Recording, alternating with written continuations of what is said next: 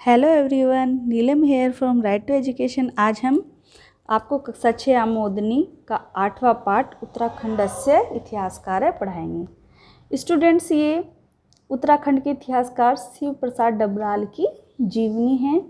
इसके बारे में थोड़ी सी जानकारी मिलेगी इस चैप्टर में। देखते हैं। उत्तराखंड रत्न प्रसूता धरा अस्ति। रत्न प्रसूता का मतलब है रत्नों को जन्म देने वाली। धरा का मतलब है यहाँ पर भूमि या धरती। उत्तराखंड रत्नों को जन्म देने वाली भूमि है। अत्र अनेके महापुरुषा अभवन। यहाँ पर अत्र मतलब यहाँ, अनेक बहुत महापुरुष हुए हैं। तेसु शिव प्रसाद डबराल चारण अपि अस्ति। उनमें, तेषु का मतलब उनमें, शिव प्रसाद डबराल चारण भी हैं। स प्रख्यात साहित्यकार संपादकः पुरातत्व चेतवता इतिहासकार पुरातत्ववेत्ता इतिहासकार ज्योतिर्विद भाषाविद प्रधानाध्यापक च आसीत्। प्रख्यात का मतलब प्रसिद्ध, ठीक है। वह प्रसिद्ध साहित्यकार, संपादक, पुरातत्ववेदा, इतिहासकार, ज्योतिष और भाषाओं के ज्ञाता तथा प्रधानाध्यापक प्राचार्य थे।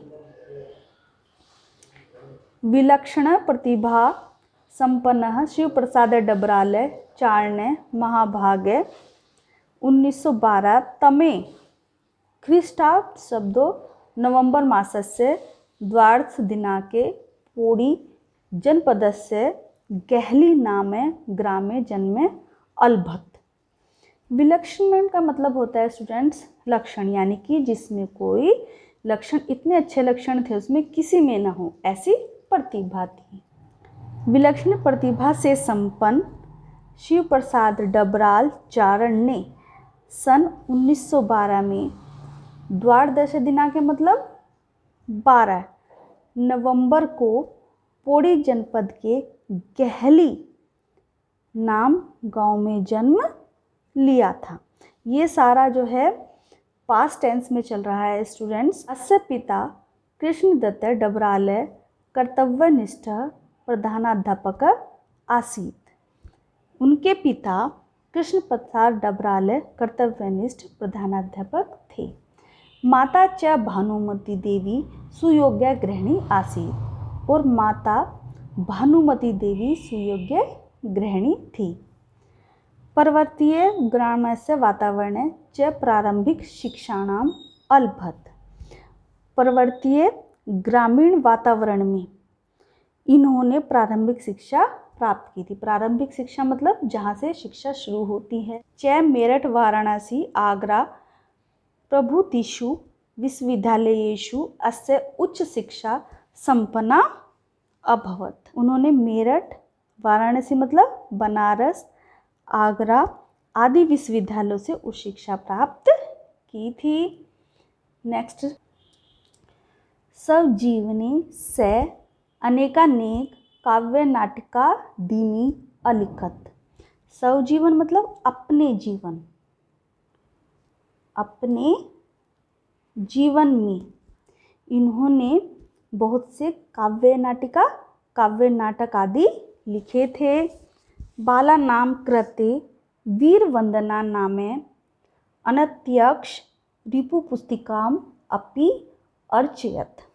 बालक के मतलब बालकों के लिए इन्होंने वीर वंदना नामक अन्यराक्ष पुस्तिका की रचना की थी। पुस्तक प्रकाशार्थ वीरगाथा प्रकाशनस्य स्थापनाम अकरोत्। पुस्तक के प्रकाशन के लिए इन्होंने वीरगाथा प्रकाशन की स्थापना की।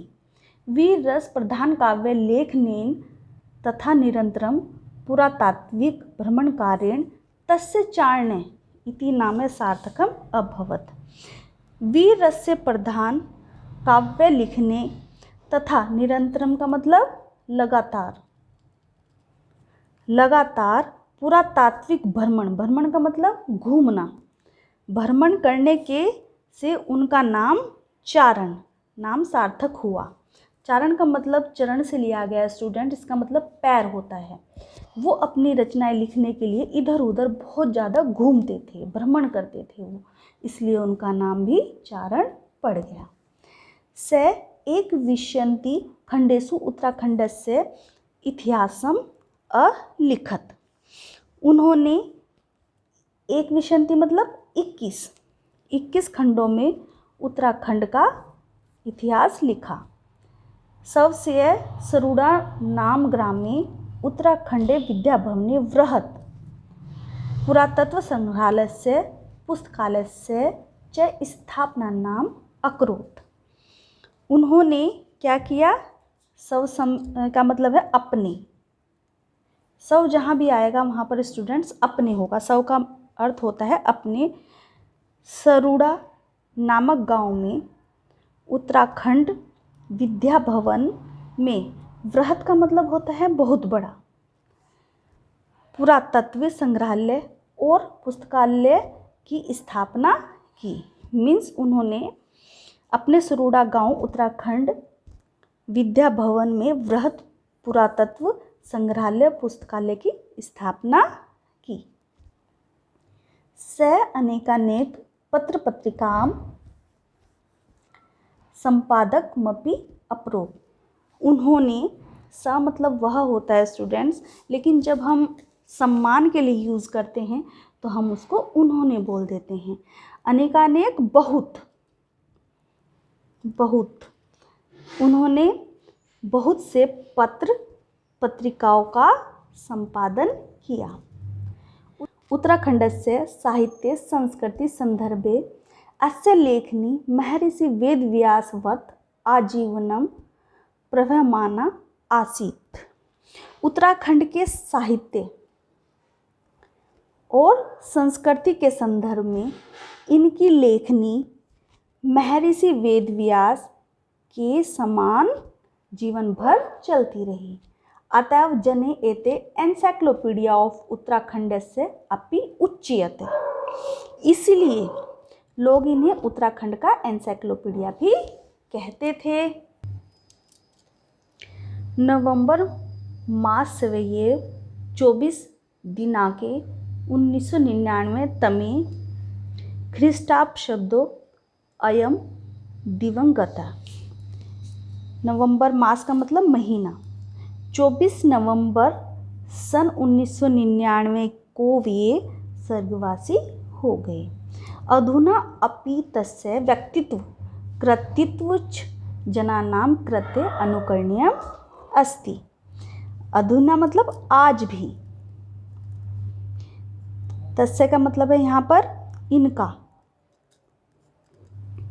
व्यक्तित्व और कृतित्व लोगों के लिए अनुकरणीय है। अनुकरणीय मतलब उसके पथ जो उन्होंने किया उनका अनुकरण करना, यानी कि अपने जीवन में लाने के लिए बहुत अच्छा है। इसी तरह से स्टूडेंट्स हमारा कक्षा 6 का 8वां पाठ खत्म होता है। यदि आपको मेरा वीडियो पसंद आए तो प्लीज़ लाइक और सब्सक्राइब जरूर कीजिएगा।